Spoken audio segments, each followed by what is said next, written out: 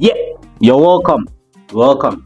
So, imagine a world where every message we craft inspires action. It shifts mindset and transforms communities. What if a simple phrase or some powerful image or a well-structured story could change the way people think about health, about human rights, in some cases about climate change? In civil society, communication is not just about delivering information. It's about influencing behavior, fostering trust, and mobilizing communities for change. Yet, many well-intentioned messages fall flat, not because they are not important, but because the message isn't well crafted or effectively crafted. So, as civil society leaders, as sector leaders, it is key to understand that we don't just speak, we actually influence. Whether we are addressing aspects to do with TB awareness, gender-based violence, climate change, or access to justice, our message must do more than just inform. But we must inspire, engage, and drive action. Because it is a known fact that it's not so much about knowledge, but the ability of the message to inspire someone to move from what they do call their intentions to actually acting on it. So today, I'm going to be talking about 10 key components of effective social behavior change communication. 10 key components of effective social behavior change communication. It's what I'm going to be unpacking today, where we're going to be exploring how to make your communication more compelling, relatable, and action-driven. We want to do action-packed communication, from understanding your audience to using culturally relevant storytelling. These are principles that will actually elevate the manner in which you craft your message to ensure that it drives change in the communities that we serve. So, sit back and relax. I'm going to be taking you through those particular components. Now, component number one, it's more about identification of the gap or the pain point. Now, in some cases, we'll call it the problem statement. You would know that civil society sectors, they're busy undertaking multiple studies. They're busy coming up with lots of research activities in the space of TB, in the space of climate change, and in various other topics. But one of the key things that they are doing in this process is identification of the gap or of the pain point that people are going through. So basically here it talks about you clearly define the issue or the barriers that need to be addressed. So you must be very clear in your mind in terms of what are some of these pain points, what are some of these barriers that people are actually facing, why it matters. Particularly from a point of saying that identifying pain points, it helps in creating relevance of the message. So whatever message that we are crafting, be it is towards the World TB Day, World AIDS Day, or there are all these events with Valentine's Day or any of these public holidays, we need to make it a point that the message that we are coming up with, particularly from a health perspective, from a community perspective, there is something that it seeks to address. There is a specific gap or a specific pain point that it seeks to address. For example, it could be something to do with many men delay TB treatment because they don't recognize any symptoms. So that could potentially be a gap that we're having in the market, be a gap that we're having in the community, be a gap that we're having in the households, be a gap that I'm having at a personal level, or that could be potentially be a pain point that I've seen from my partner. And all of those aspects are key elements that when we're crafting our message, we need to center our work around. We need to begin to think, what are some of those particular pain points that we are having in the communities that we're serving? And then, of course, we do have the second component. So the second component, it could be the target group or the target audience. In some cases, we would call it audience segmentation, where we begin to talk about who is this message is for. So who is actually our target audience when we're having this particular message? For example, right now, the message is largely targeted at civil society leaders. It's largely targeted at community-based organizations that are actually crafting social behavior change communication messaging. Is targeted at university students. It's targeted at recent graduates. It's targeted at seasoned people in the social behavior change communication space. Because we want to try and target them with this messaging and assist them to drive change at a localized level. So we need to think about who is the target audience when we are doing social behavior change communication. We begin to segment these people maybe by demographics or by looking at certain behaviors or by some of the social cultural aspects. So if we're in a position to come up with those kinds of segments, we are likely to drive change.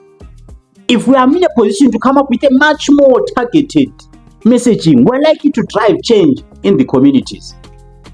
And then typical example could be young men aged 18 to 35 in urban areas who are at risk of TB, or in the mining communities, men aged 40 to 54 who are in the mining communities, or ex-mine workers who are in this particular age group, or men around this particular mine in the Eastern Cape, in a predominantly rural area and cultural area, or preservative or conservative area. So we need to have all of those things in mind to say we are going to be going to the Northern Cape, and this is our target audience. These are the kinds of people that we'll be targeting. Because we cannot just have 2 or 3 messages that are targeting everyone in the communities. We need to be coming up with tailored messages for different communities. And that is very, very key. And then, of course, we've got the third component. Now, the third component, it talks about exactly what is the key message that we want to drive. What is the core of this particular message that we want to drive? What is the key takeaway that we want to get out of this? And these key messages, they must be very clear, concise, and action-oriented. So it is very key that as we craft our messages, as we come up with the messages that we want to take into the communities, we come up with something that is so clear and concise. But not only that, we want to have a call to action on that particular message. We want to have some drive to say, this is the action that needs to be taken. And this must align with the audience values and beliefs. So there is an aspect to do with the audience, with the target group that we spoke about. To say, in line with those particular target groups, let's begin to think, what are some of the best ways of coming up with concise, clear, and action-oriented messaging? Messaging that when they get it, they would have a call to action. This is what they need to be doing thereafter. This is their takeaway or the take-home message.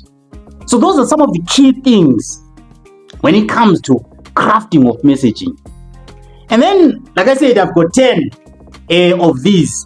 Then the other one that I would want to emphasize, which is component number 4, it's actually a call to action. So a call to action, look at it as a behavioral prompt. So it specifies what action that audience should take. Remember, we've spoken about the target audience. Now you've zeroed in on the fact that you are targeting men in the in the catchment area of a specific mine that are ex-mine workers, or you're targeting men in the catchment area of a specific mine that are current mine workers, because those would be two different groupings of people that might need two different messaging. So we need to have a behavioral prompt, which is a call to action. So it actually specifies what action the audience should take. And why this matters so much. This must be a clear direction that leads to maybe higher rates, higher response rates, or higher chances of them getting up and going for screening. For example, you could say, visit your clinic for a free TB screening. Call 011 TB Help for more information. So at the end, there is actually a call to action to say that do this. Go and visit your facility, or go and call this particular number, or here is someone to talk to. So those are key components, having a call to action, because some of the messaging, you find that it's very good messaging. It hits the nail on the head. It drives the emotions. It appeals, but actually it doesn't drive a person to a specific call to action to say, what do they do? It just leaves them there in suspense without giving them that call to action. And then the other component, which is component number 5, it's around the emotional appeal. So your messages must have that emotional appeal. They must have that persuasive strategy in them. They must be persuasive by nature. So in some cases, we need to use some emotive language, use some emotions. Like I said, we need to come up with different methodologies, different ways through which we craft our messages. In some cases, we can use fear. In some cases, we can use hope. In some cases, we can use things like agency. Or in some cases, it could be an issue of social belonging. So all of these, they've got an emotional appeal attached to them. And these are also targeted at driving behavior change. So, but then, why is it so important? It's because people respond more strongly to emotionally charged messages. So you'll find that what drives some of the changes that are happening in the communities, some of the changes that are happening in the households, some of the decisions that need to be done at a household level, it could be centering around fear, centering around hope. Right? So you would find that in some cases you would say, your family needs you. Don't let TB take you away from them. So there is some charge, some emotional charge that is associated with that.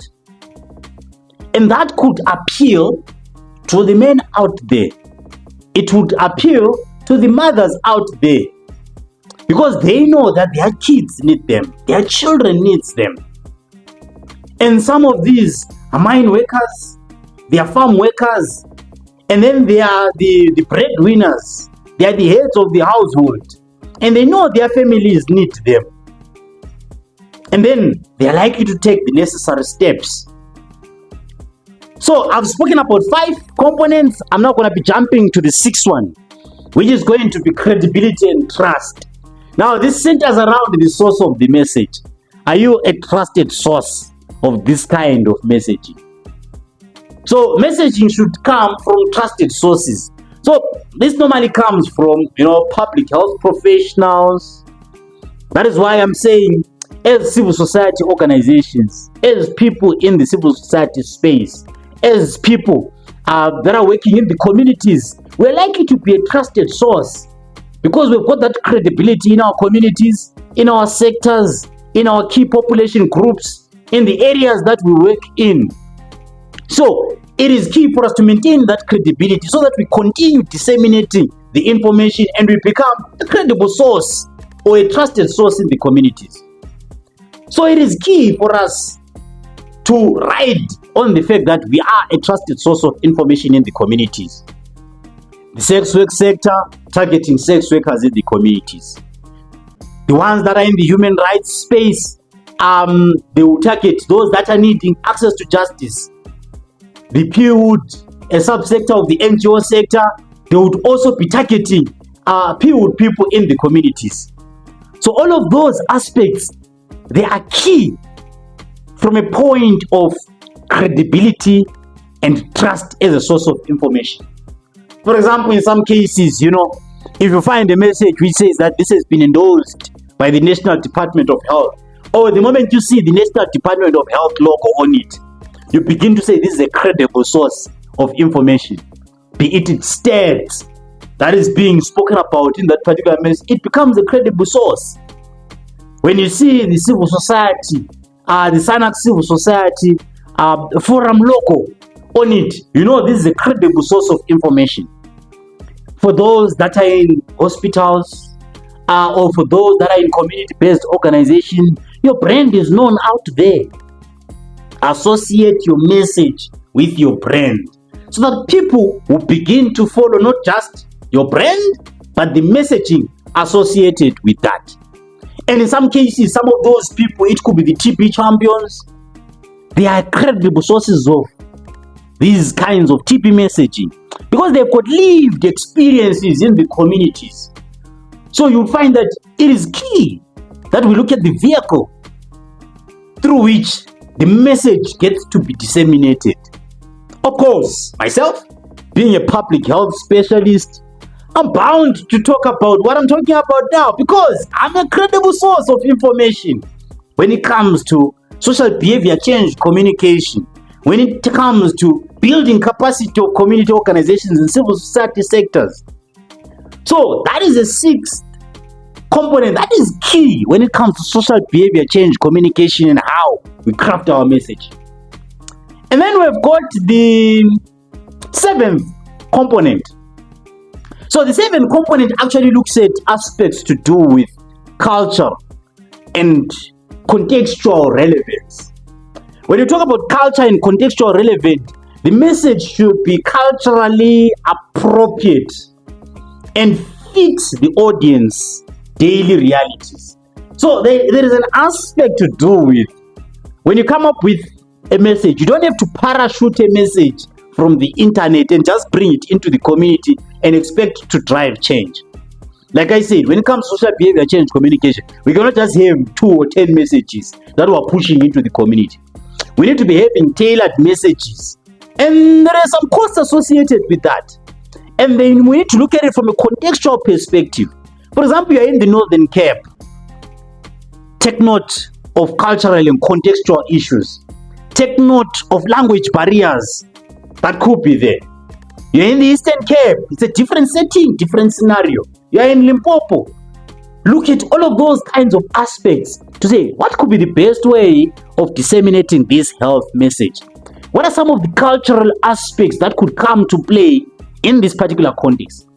Particularly the use of local languages. So it is very key and critical that as community-based organizations, we make use of local languages. As civil society sectors, we craft our message using local languages so that we can drive localized change.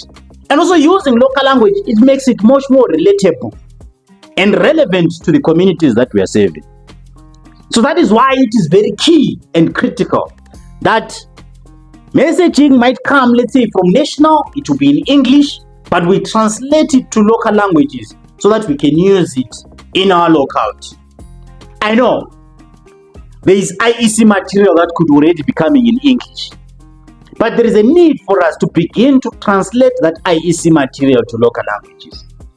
As I'm speaking right now, one of the major weaknesses is that you would notice that in most cases we talk about all these other languages and then forget about sign language.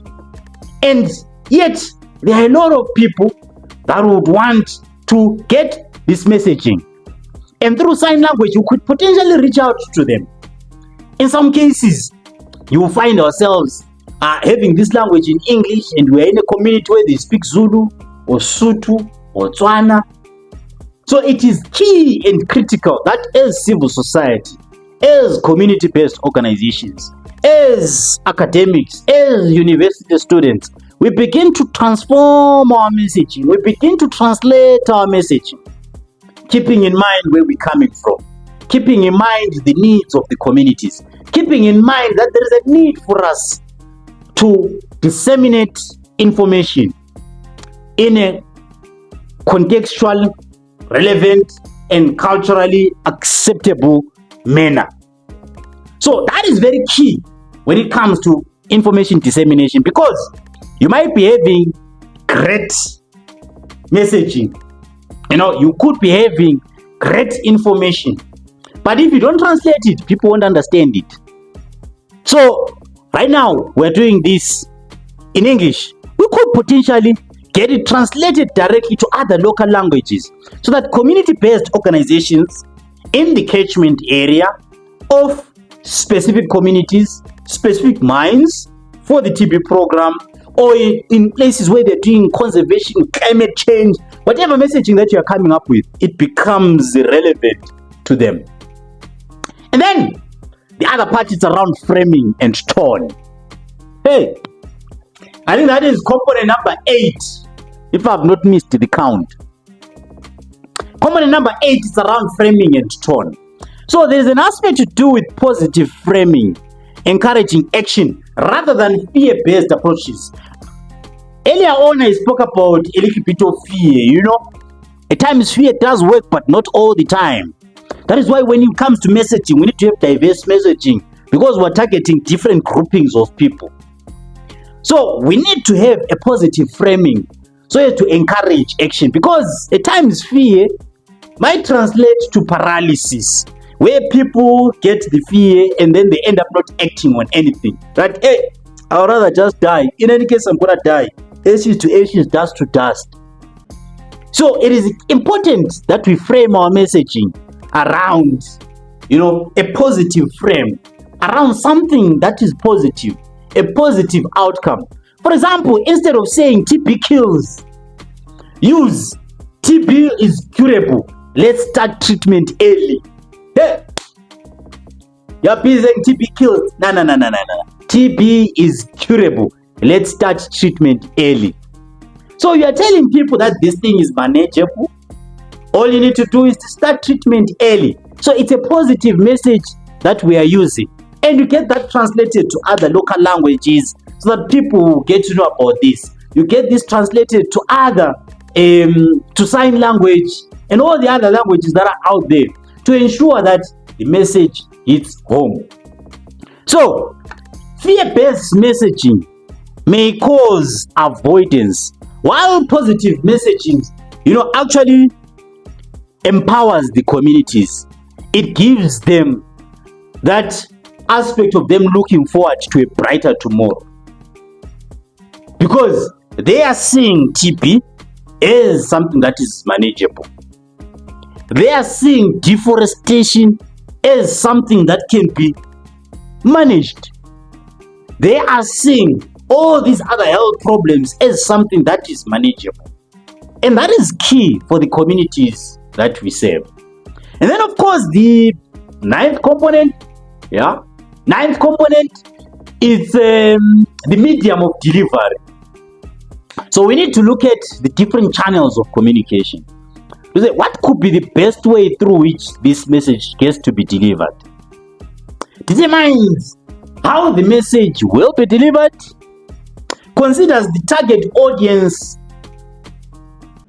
when we're looking at the media of consumption and their habits. So we look at those aspects to say that what could be the best way of sharing these kinds of messaging. In our case, we try and share this messaging through social media, through YouTube. We also send it via WhatsApp, because we're trying to drive a lot of civil society organizations to be out there and drive change. So we want to educate them, want to share information, want to bridge the intention-action gap, because their intention is to drive change in the communities, but they don't have that thing that enables them to craft the messaging. So we are saying we're going to assist you to craft the messaging so that you can act appropriately. So we look at the different channels through which we can reach out to these community-based organizations. And this could be through face-to-face sessions. It could be through webinars that we host. It could be us going live. So all of those are strategies that we are reaching out to civil society organizations, to sector leaders. You will find us on YouTube, on Facebook, on TikTok, on Instagram, repeating the same message to make to the point that we reach out to different people that are in the communities, because we want to drive change in the communities.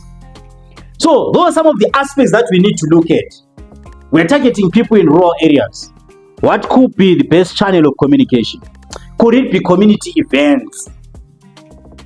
Could it be through the chiefs? Could it be at the gatherings with the indunas? Could it be radio station, local radio station? Could it be billboards or flyers? Could it be word of mouth? Could it be burial societies? We're targeting young people. Should it be on TikTok or WhatsApp? Should it be on Instagram? What could be the best way of reaching out to them? Should we be putting stickers and posters in clinics? Can it work at the taxi ranks? Can we maybe put these stickers inside the taxi? So those are some of the thinkings that we need to have. Should we be using maybe local influencers? Some of the local people that are common in this community, so that they share messaging in the community WhatsApp groups, in the community Facebook groups. So we need to think about those aspects to say what could be the best communication channel for the messaging that we want to send out to the communities. When we have done all of this, the 10th component, the bonus component, is about having message reinforcement. Repeated exposure to the same messaging, where you get this message, it hits you again. For those that are always on TV, you see that there are adverts. They'll advertise, they will re-advertise, they will advertise and advertise again. In some cases, you will find that it is actually coming from private companies. They're very good at it. You will see their logos. Some of them, they do donations of tables and then they put their logos on those particular tables. And that is the same thing that we need to do with our messaging. If we want to drive a lot of people to start drinking water, maybe we should be branding our tables with water pictures, with glasses of water.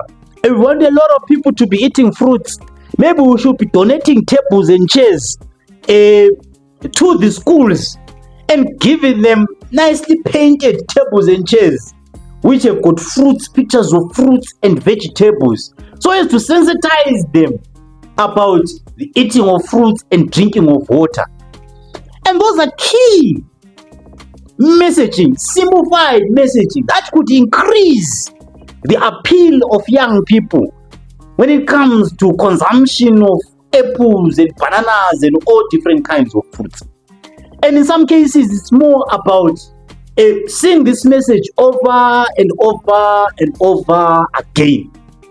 That is why you find that in some of these health WhatsApp groups that we run, I know the law and human rights sector, they've set up WhatsApp groups particularly targeted at men, so that they can repeatedly expose them not only to health messaging, but social messaging, exercise messaging, so that in those particular groupings, they are, socially healthy, and also financially healthy, so that they can begin to influence how those men think and how those men view life.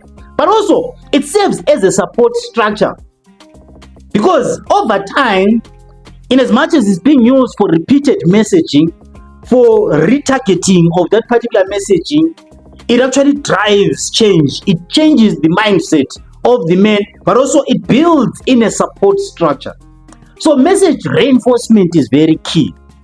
You must have repetition and reminders of the message. When a person turns in this direction, they see the same message in a different format. They turn in this direction, they see the same message in a different format.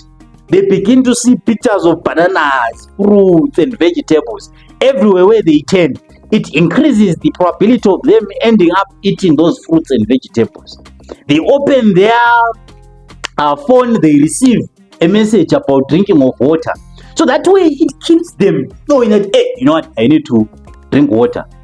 So there is a need for us in the health space to begin to talk about TB, to begin to talk about climate change, to begin to talk about maybe access to justice. All of those kinds of messaging are very key, and people need to be receiving repeated messaging. Have you gone for a TB checkup yet? Clinics are open. Visit SLN Clinic today. So it has got a messaging that actually has got a call to action, and it is direct, short and sweet. So all of those aspects, they are key when it comes to how we craft our messages. And you know what? Like I said, we are here to provide you support. We'll always be there for you. Please, if you've got any comments or any need for support in the space of crafting social behavior change communication message, reach out to us. Be it you are at a stage where you would want to go out to the communities, undertake some research, basic research initiatives where you engage with some of these community stakeholders, with some of these recipients of services. You would want to engage with them. You would want to get to discuss some of the challenges that they are facing so that you can begin to mold messages. You can begin to co-create messages that are going to drive change in the communities jointly with them. Please reach out, comment in the section below, drop us a message. Like I said, we are there to provide you support. See you next time. Thank you.